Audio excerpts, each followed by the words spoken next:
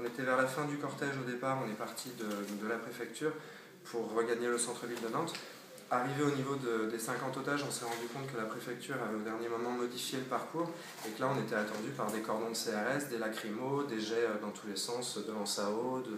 Donc nous on est resté sur place un moment et puis en plus plus le temps avançait, plus on voyait des choses qui nous révoltaient. C'est-à-dire la violence et puis d'avoir des gamins, même pas 10 ans, qui vomissent juste à côté de nous à cause des lacrymos, enfin un truc complètement dingue. Et puis fin d'après-midi, quand on a senti vraiment que là il commençait à devenir plus offensif, nous on a décidé de quitter la manifestation parce qu'on sentait vraiment qu'il risquait d'y avoir un danger. Et du coup on est parti. Mais je me souviens encore, un de mes derniers souvenirs, c'était de dire à un copain, bon ben on s'en va, si on y va tranquille, de toute façon on risque rien, on est en France.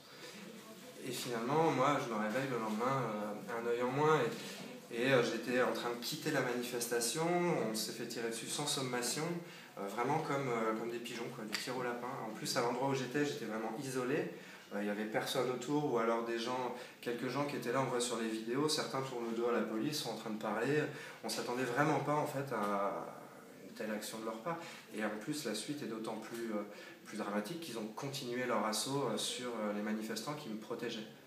Sur le coup, j'ai eu beaucoup d'os concassés, le plancher de l'orbite, les os autour, le nez, et puis l'œil qui lui-même a explosé. Donc les médecins ont essayé sur le coup de le sauver en le suturant et tout. Et finalement, ils n'ont pas pu le garder. Donc là, j'attends une éviscération de l'œil pour qu'il comble à la place avec une bille et qu'à terme, j'ai une prothèse. Voilà, pareil, théoriquement, j'ai pas le droit de conduire. J'étais artisan auto-entrepreneur à mon compte depuis presque 2 ans. Je payais mes charges justement parce que dans un climat, à un moment, du mal à trouver du boulot, j'ai dû créer mon emploi. Donc en plus, je cotisais et tout ça. Et du coup, je peux plus bosser. J'ai une autre formation qui est les travaux en hauteur, les travaux d'accès difficile, le boulot de cordiste, donc c'est la même chose avec la moitié de la vision. Pour l'instant, je ne peux absolument pas le faire. Donc moi, c'est un bouleversement complet de ma vie, quoi, et des choses que j'avais mis en place. Je vais avoir bientôt 30 ans, enfin je viens d'avoir 29 ans. Les choses commençaient à rouler pour moi, donc là c'est aussi tout remettre en question, trouver de l'argent pour pouvoir bouffer les jours qui vont venir, tout en continuant à essayer de me battre pour faire valoir mes droits. Donc heureusement qu'il y a un bon entourage et qu'il y a du monde autour pour pouvoir qu'on puisse se soutenir les uns les autres, parce que c'est une vie brisée, donc c'est un peu une double peine en plus. D'un côté je perds un œil et en plus ma vie pendant quelques temps va être bouleversée. Donc j'essaie de me dire quand même que de toute façon le corps humain est bien fait, je vais pouvoir reprendre une vie normale et de toute façon je ne me laisserai pas me dire que la police a détruit ma vie, ce serait hors de question.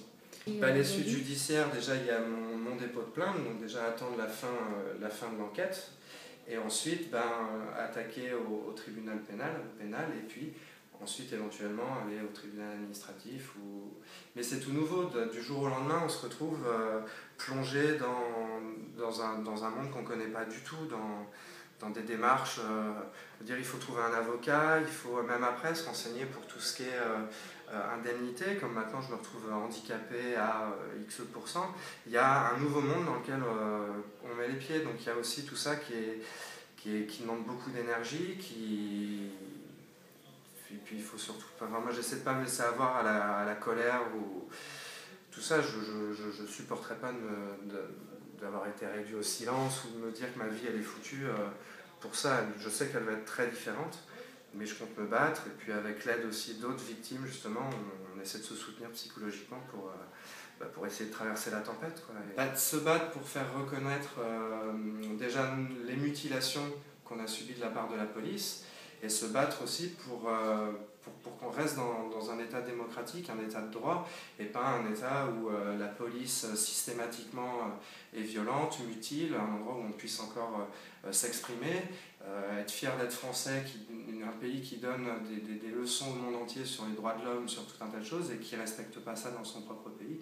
Voilà, nous on va essayer de se battre aussi pour ça, et puis pour éviter que d'autres gamins, que vos enfants, nos voisins, n'importe qui puisse être touché de façon si arbitraire, quoi. C'est surtout se battre contre ça pour pas que ça se reproduise, quoi.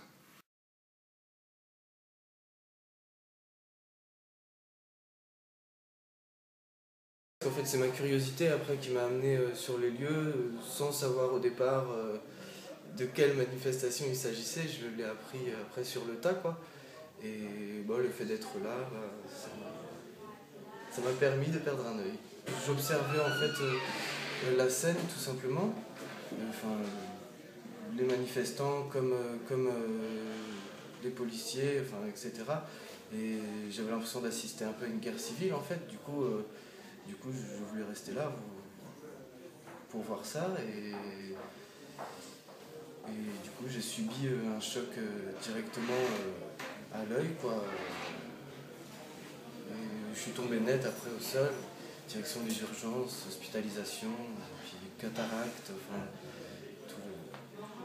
Et vous étiez tranquillement à la manif, hein? Tout à fait, j'étais vraiment plus tranquille, j'avais les mains dans les poches, enfin, j'étais vraiment là, serein, enfin voilà, j'avais pas de... c'est vrai que c'est assez difficile à vivre, bon, j'essaie de me relever, voilà, me battre, hein, voilà, comme tout le monde, quoi. Votre sentiment, c'est quoi? Bah, de l'incompréhension, beaucoup d'incompréhension, du coup beaucoup de colère, beaucoup peut-être, enfin ouais, c'est ça, hein, ouais. Incompréhension de quoi en fait? Bah, l'incompréhension du geste direct, quoi. Pourquoi moi déjà? Puisque j'étais tranquille, bon après c'est comme ça, hein. De toute façon, je laisserai pas tomber, c'est clair. Enfin pour moi et vraiment en général pour aussi voilà tous les autres personnes qui auront le droit de manifester, le droit d'être présent, simplement ça.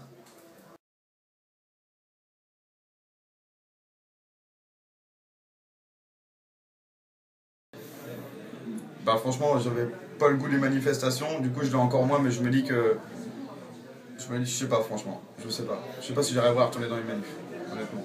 Ça dépend vraiment pourquoi, avec qui, mais je pense que si j'y vais, j'aurai beaucoup de mal.